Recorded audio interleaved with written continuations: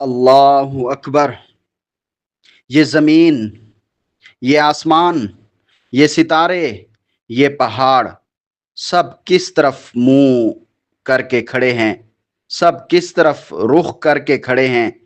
کائنات کا ہر ذرہ ایک ہی مرکز کی طرف جھک رہا ہے، اور وہ مرکز بیت اللہ ہے۔ اے میرے دل، تجھے کیا ہو گیا؟ کیوں دنیا کی رنگینیوں میں تو گم ہے؟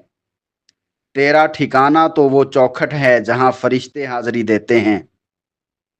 جینا تو وہ ہے جو اس بیت اللہ کے سائے میں گزرے، اور مرنا تو وہ ہے کہ سانس بیت اللہ کے سامنے نکلے، نظر کعبہ پر ہو اور روح اللہ کی پناہ میں چلی جائے۔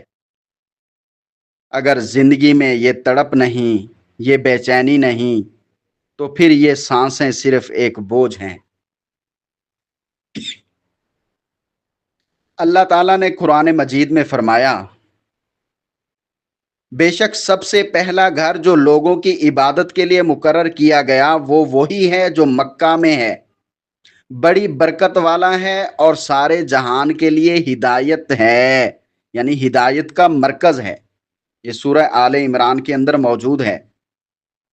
دنیا کا ہر بادشاہ اپنے گھر میں خاص مہمانوں کو بلاتا ہے۔ جب کائنات کا بادشاہ ہمیں پکار رہا ہے، ہمیں بلا رہا ہے، تو کیا ہماری عقل یہ تقاضا نہیں کرتی کہ ہم دنیا کی تمام مصروفیتیں چھوڑ کر اس کی طرف دوڑیں؟ طواف کعبہ جو ہے، بیت اللہ کا طواف، دراصل اللہ کے نور کے گرد گھومنا ہے، اللہ کی رحمت کی برسات کے نیچے گھومنا ہے۔ جب بندہ کعبہ کو دیکھتا ہے تو اس کے دل کا زنگ دھل جاتا ہے۔ یہ وہ مقام ہے بیت اللہ جہاں رب کائنات کی رحمتیں برسنے کا وعدہ ہے۔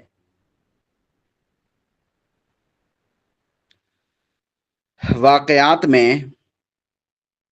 ایک پر اثر واقعہ ملتا ہے کہ ایک بوڑھی عورت تھی جس کی زندگی کا واحد مشن بیت اللہ تھا۔